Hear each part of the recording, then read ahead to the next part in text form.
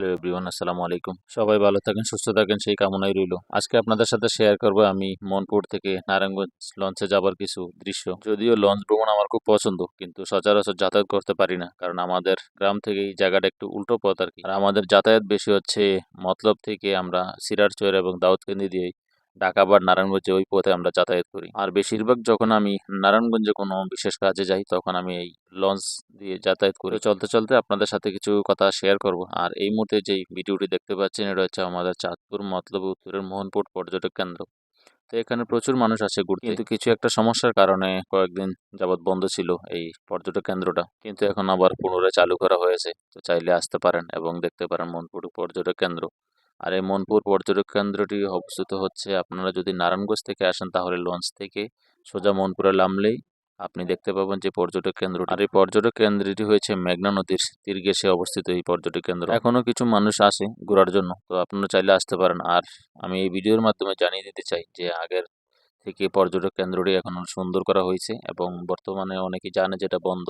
না, আমি ভিডিওর মাধ্যমে বলে দিতে চাই যে এই পর্যটক কেন্দ্রটি পুনরায় আবার চালু করা হয়েছে এবং আগের থেকে আরো সৌন্দর্য ফিরিয়ে আনা হয়েছে। ভিতরের পরিবেশটা অনেক সুন্দর। পিছনে যে লঞ্চ টার্মিনালটি দেখতে পাচ্ছেন, এই টার্মিনালটি হচ্ছে 60 নং লঞ্চ টার্মিনাল। চাইলে আপনারা এখান থেকেও উঠতে পারেন লঞ্চে। আর লঞ্চ যাতায়াতে আসলে আমার খুব পছন্দ আর কি, যে লঞ্চ যাতায়াতে একটা মনোমুগ্ধকর পরিবেশ এবং সবকিছু খোলামেলা। লঞ্চ থেকে অনেক পরিবেশের কিছু উপলব্ধি করা যায়। লঞ্চ ভ্রমণে যেমন আনন্দ আছে ঠিক তেমনি ভয়াবহ আছে, কারণ এখন একটু নদী শান্ত, এখন যাতায়াত করে একটু সুবিধা আছে। কিন্তু কিছুদিন পর যখন ঝড় তুফান আরম্ভ হবে আসলে তখন এই লঞ্চে যাতায়াত করা একটা রিস্কি ব্যাপার।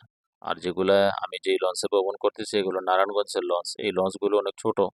আর বড় বড় যে লঞ্চগুলো সেটি হচ্ছে সদরঘাট থেকে চাঁদপুর, চাঁদপুর থেকে বরিশাল ওই রুটে চলাচল করে। আর নারায়ণগঞ্জ লাইনে যে লঞ্চগুলো চলাচল করে এগুলো অনেক ছোট। এগুলা এখন চলাচলের জন্য মোটামুটি ঠিক আছে, কিন্তু যখন আপনি এই জুন জুলাই বা আগস্ট যখন এই সিজনে আপনি এই লঞ্চগুলোতে উঠবেন একটু সাবধানতা অবলম্বন করবেন। আর ঝড় তুফানের দিনে লঞ্চে যাতায়াত না করাই ভালো, কারণ এই ছোট ছোট লঞ্চগুলো ঝড় তুফানের প্রতিরোধ করতে পারে না। আর আমি আপনাদের সাবধানতা করার জন্য বা সতর্ক করার জন্য বলতেছি কেন, আমি এই বিপদের সম্মুখীন হয়েছিলাম গত বছর জুন মাসে।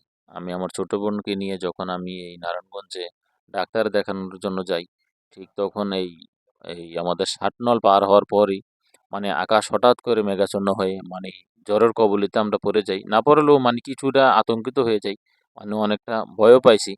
যে তখন থেকেই আসলে একটু সতর্ক, যে লঞ্চে যাতায়াত করে একটু মানে হুঁশিয়ারে চলাচল করতে হবে। তো যখনই আপনারা লঞ্চে যাতায়াত করবেন একটু আবহাওয়া দেখে এবং কি সতর্কতার সাথে চলাফেরা করবেন। ভিডিওটি কেমন লাগলো কমেন্টে জানাবেন, আর কিছুটা ভালো লাগলে লাইক করে যাবেন। আর ভিডিও এখন ভালো না লাগলে হয়তো বা অন্য কোনো একটা ভিডিও দেখতে দেখতে ভালো লেগে যাবে। তো চাইবো আপনাদেরকে ভালো ভিডিও উপহার দেওয়ার জন্য। সবার লঞ্চ যাত্রা শুভ হোক, দেখা হবে অন্য কোনো একটা ভিডিওতে। আল্লাহ হাফেজ।